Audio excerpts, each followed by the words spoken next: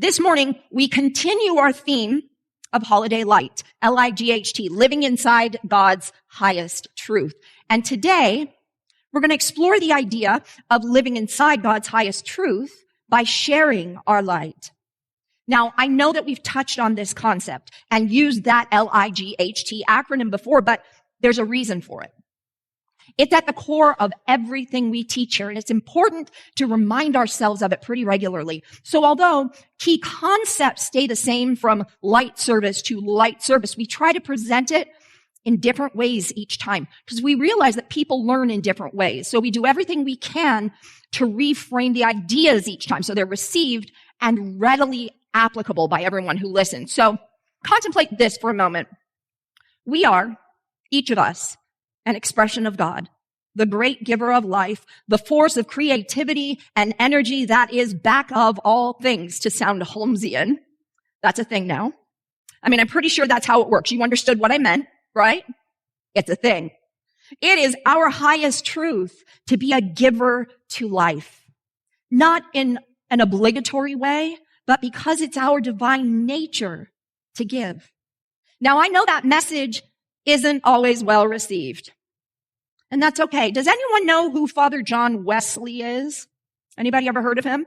Okay, he and his brother Charles are credited with founding the Methodist movement way back in 1729. And if you're not familiar with him, look him up. A whole lot of what he had to say almost 300 years ago is just as relevant today. And here's a quote of his, which sort of speaks to where I'm going here.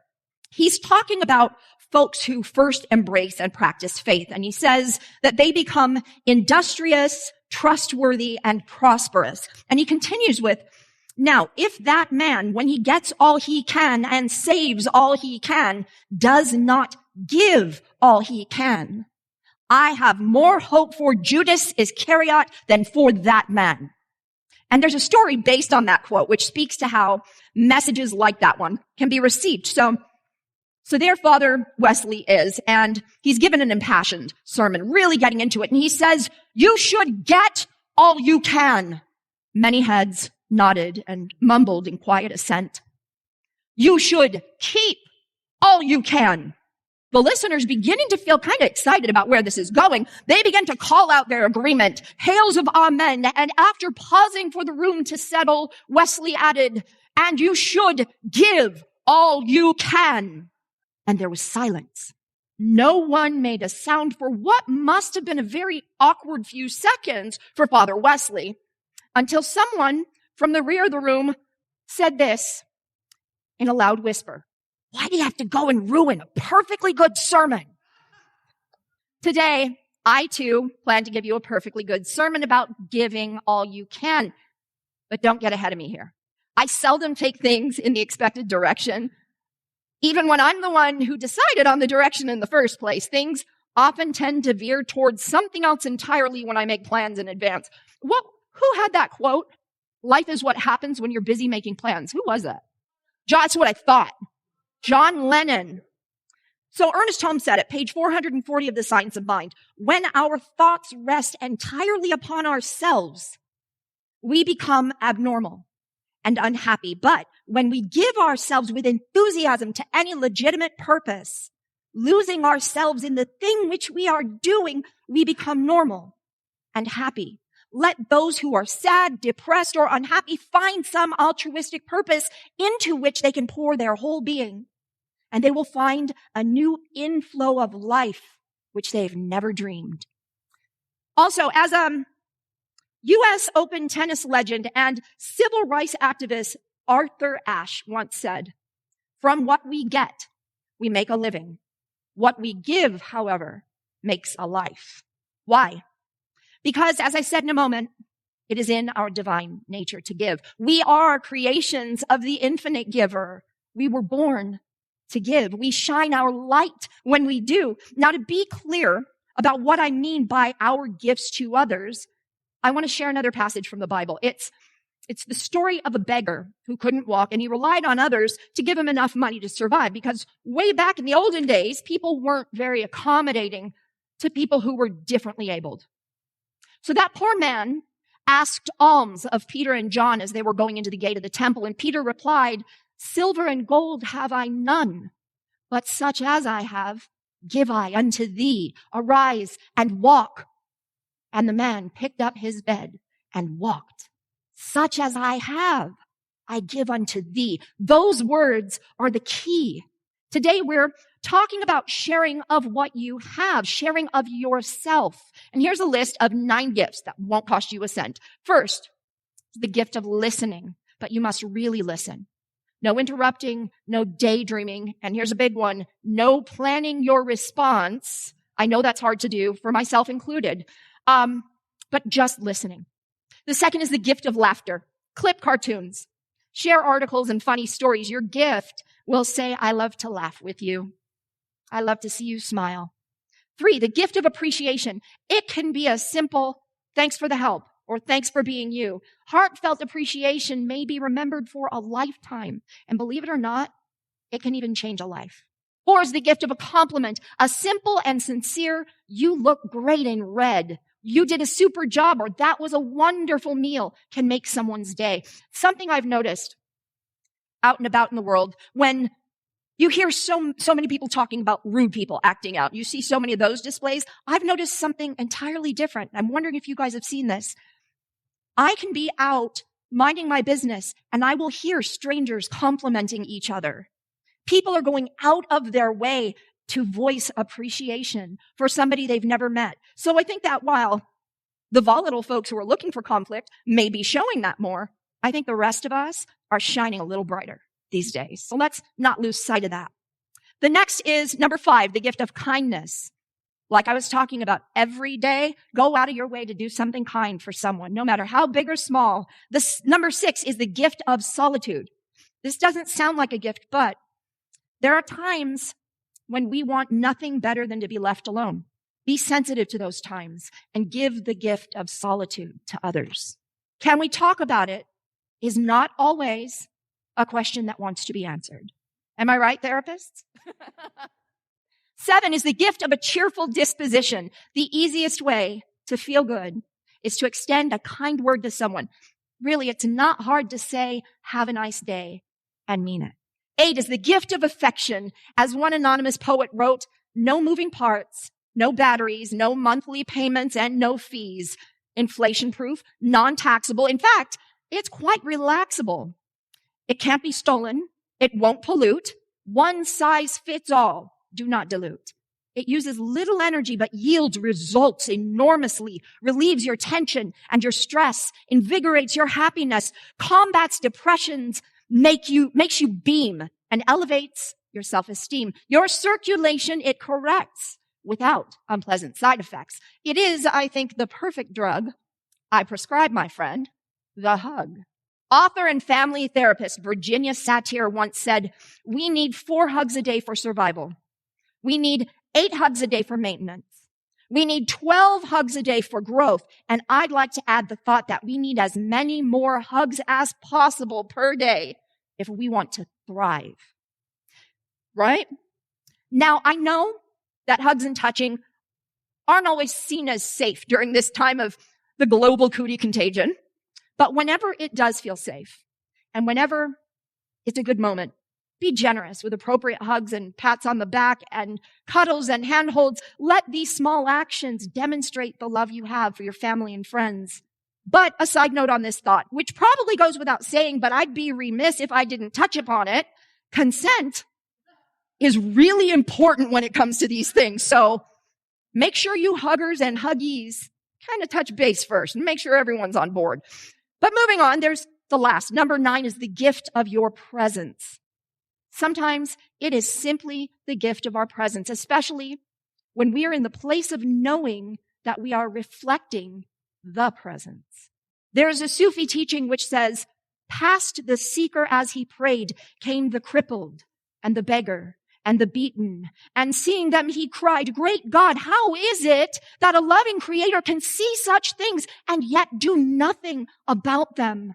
God said, I did do something. I made you. We are here to help others who are here to help others who are here to help others. We are in an infinite circle of giving and in return receiving.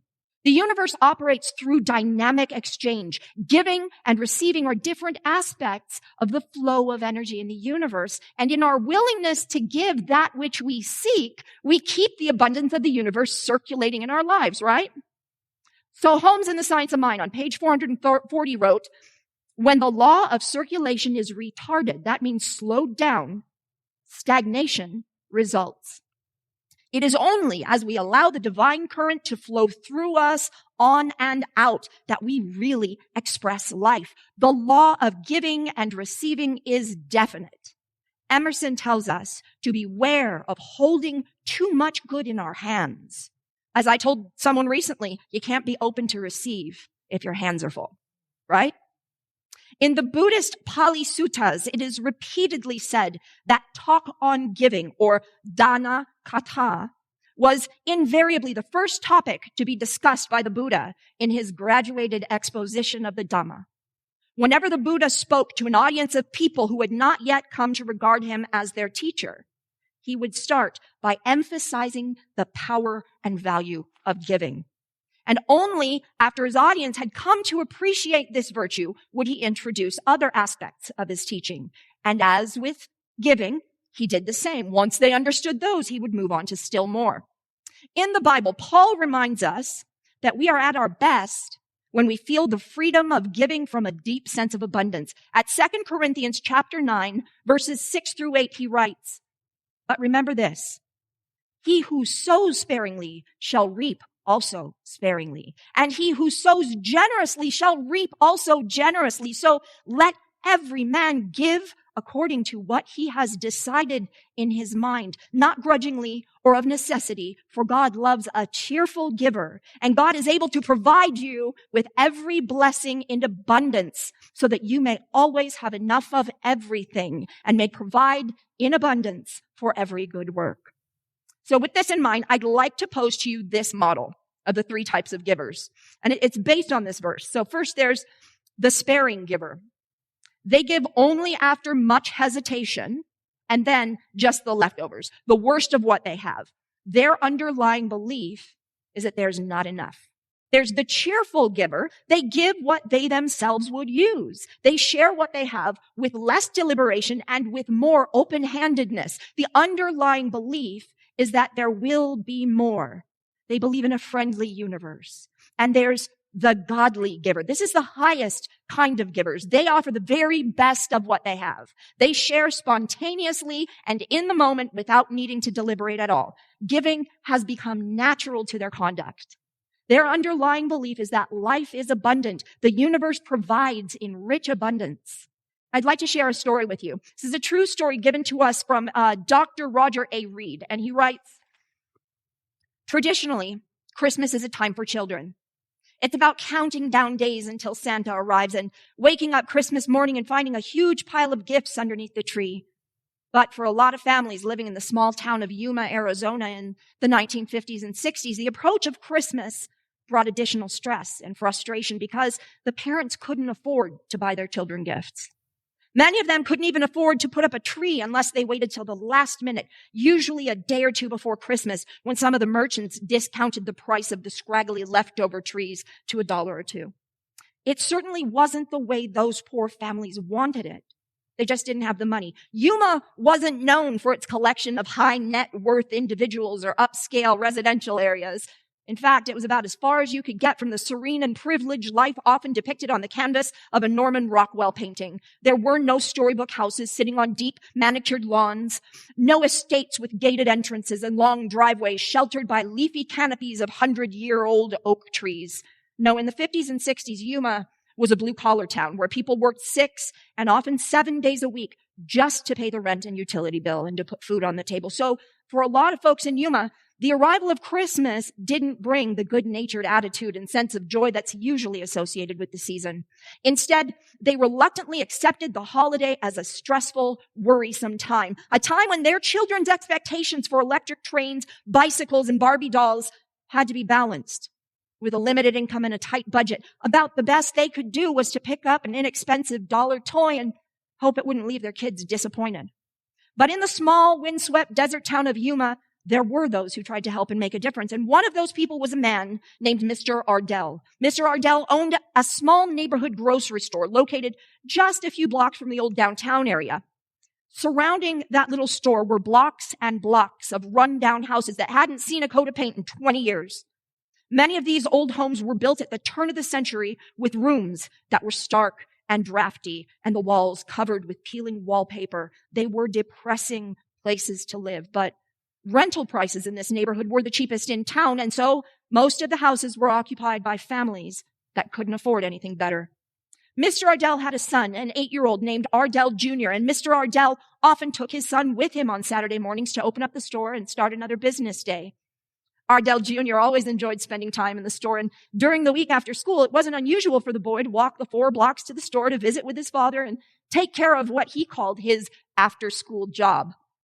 In reality, it wasn't a job at all, as Ardell Jr. usually spent most of the time enjoying a soda and reading all the new comic books. But for an 8-year-old, it was a great diversion. And Ardell Jr. spent as much time at the store as he could. It was there, during those few hours after school and on Saturday mornings, that Mr. Ardell's son learned about how other people lived and struggled. He listened to their stories about an earlier time when they were much younger and how they had imagined that they'd become successful and prosperous, only to find that life had something else in mind. Ardell Jr. learned to listen and, when it was appropriate, to say something encouraging or look for a reason to offer a compliment. He did it by watching the interactions between his father and the customers, realizing that his dad made everyone, regardless of how they were dressed or how much money they had to spend, feel right at home. And although Ardell Jr. didn't understand it at the time, there was also something special in the way that others treated his father. They not only respected him, they knew that he was, in a most honest and reliable way, a good man. A man of integrity, the same words the preacher would use to describe him at his funeral, some 15 years later. As it happens in all families, Ardell Jr. grew older, and after graduating from college, he moved to Denver to work for a large company. And like many adult children, he'd always return home on the holidays to visit his family and see his old friends. And it was during one of those visits, some 20 years after the death of his father, that Ardell Jr., now in his early 40s, sat down with an old friend from high school. They decided to meet over lunch at one of the little fast food restaurants in the older part of town.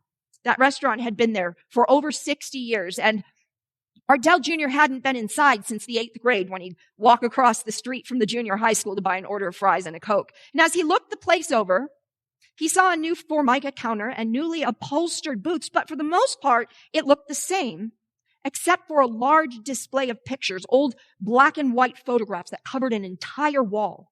They were pictures of Yuma, many of which showed the downtown area from the 1940s and 50s. Even the original post office was there, and in later photos, taken in the 50s and 60s, the JCPenney store and the Western Auto store and the Madison Hotel coffee shop, all places that Ardell Jr. had visited as a child, usually with his father, to buy a piece of hardware to fix a broken lawnmower or to pick up a new coat for the start of the new school year. The server in the restaurant noticed how absorbed Ardell Jr. was in the old photos, and she came from behind the counter asking him if he recognized any of the downtown area. He told her that he did, and that in fact he'd spent much of his childhood working at his father's grocery store, a store that no longer existed, having been torn down years before to make room for a new county administration building. What was the name of the store? The server asked. 5 Point Market, Ardell Jr. told her, and then he pointed it out in one of the pictures. The server, a 40-something Latino gal, asked, "Is your name Ardell?" Ardell Jr. nodded. "And the man who owned that store, he was your father?" the server asked. Ardell Jr. was becoming a little apprehensive at this point, but he admitted it. "Yes, that was my dad." The server's eyes lit up. "You wait here. I'll be right back." The woman raced back into the kitchen and began yelling in Spanish. A burst of conversation followed. Now, Ardell Jr.'s Spanish wasn't very good, and with at least 3 people talking at once, he had no idea what was going on. But seconds later, the kitchen door burst open. The server had returned with her 2 brothers, and as they swarmed around Ardell Jr., one of the men said, "Your father would drop off groceries at our door. He would ring the bell and then run back to his car because he didn't want us to know where the food came from. He didn't want us to see him." As Ardell Jr. stood there, he wasn't sure what they were talking about. Then the server told him the story. Sometimes, she said, there was no work, and our parents had to struggle just to put food on the table. I remember how much they hated it because they were so proud, and yet they knew they needed help. But your father, Mr. Ardell, he also knew. So they all played this game. Our parents would pretend not to know who brought the food, and your father did his best to keep it a secret, not telling anyone. And that's when Ardell Jr. experienced a flood of memories that before now had never made sense. About twice a week, all year long, just before it was time to leave the store for home, Mr. Ardell would tell his son, I just need to fill this order and drop it off. And then he'd go down the aisles, filling a large cardboard box with canned goods, soap, fresh hamburger meat, a loaf of bread, Longhorn cheese, some deli meat, a head of lettuce, tomatoes, carrots, an onion, and a half dozen potatoes. It was kind of his rule. He didn't stop, though, until the box was completely full, finally topping it off with a bag of penny candy and a handful of suckers. Ardell Jr. always wondered why his dad never parked close to the house where he was making the delivery. Instead, his father would pull around the corner or stop several doors down, even though there was plenty of room directly in front. Leaving the engine running, Mr. Ardell would tell his son to wait in the car while he carried the box to the door. And suddenly he'd be running back fast. He'd jump in the car and take off. I'm just ready to go home, he'd say, and that's all he'd say when his son asked him why he always ran from each house. And now, 35 years later, Ardell Jr. had finally discovered the truth, the real reason his dad was always in a rush to get back to the car. We were chasing him, the server said. My brothers and I would hear him knocking on the screen, but when we'd open the door, there was only a box of food. The first few times we didn't see anyone. Then later we saw somebody running away fast, and we wanted to catch them to find out who he was, but our parents told us not to chase him, to always let him get away. Then one day we saw your dad's car drive past, and we knew it was the man who owned the grocery store on the corner. Sometimes we could see both of you in the car, and we would think how lucky you were to be so rich to be able to give us candy. At the time, 8-year-old Ardell Jr. saw it as just another delivery, another order that had to be dropped off before they could go home. But to the people who opened the door and found that box of food, it was kindness and compassion and hope. For many families in the 50s and 60s, Mr. Ardell became a mystery Santa. And while he never wore a Santa costume, he would make the same stealthy approach to each house. And then after ringing the bell, he'd take off like a streak, determined to remain anonymous, hoping his gift would feed both body and soul, but never at the cost of another man's dignity. I don't believe Mr. Ardell ever told anyone what he was doing. Maybe he saw it as something that needed to be done, and he knew he was the one to do it. But even today, some 45 years after his death, there are still people in the town of Yuma who remember the man who owned 5 Point Market, a man who understood that the ideals of Christmas meant more than hanging a wreath on the front door or stringing lights around the front yard. Most important, Mr. Ardell believed in offering compassion and helping others, and that it was something that needed to be done throughout the year and not restricted to just a couple of weeks in December. Over the 25 years that Mr. Ardell gave food to families in need, it is estimated that he delivered over 2,500 boxes of groceries. I could put a value on that food, but since Mr. Ardell never thought about the cost, it's not appropriate that I evaluate what those gifts were worth in dollars and cents. Only that they often made the difference between a healthy child or one who went to bed hungry. And I'll end this story with a small confession, he says. It's no coincidence that my middle name is Ardell. I know about this story and about Mr. Ardell because that 8-year-old boy who worked in his father's grocery store on Saturdays and after school was me. I sat in the car while my father delivered those boxes of food on the doorsteps of families in need, never knowing what he was really doing or why he was always in a hurry to drive away, not wanting anyone to recognize him. I didn't find out the truth until I met some kids from one of those families, and they told me what was really going on and how much it meant to them. And that's why that is my favorite Christmas story. That was his story, and that's something, isn't it? Mr. Ardell shared his light. He was living inside God's highest truth in a huge way and for many decades. In her book, Return to Love, Marianne Williamson wrote, "In every community, there is work to be done.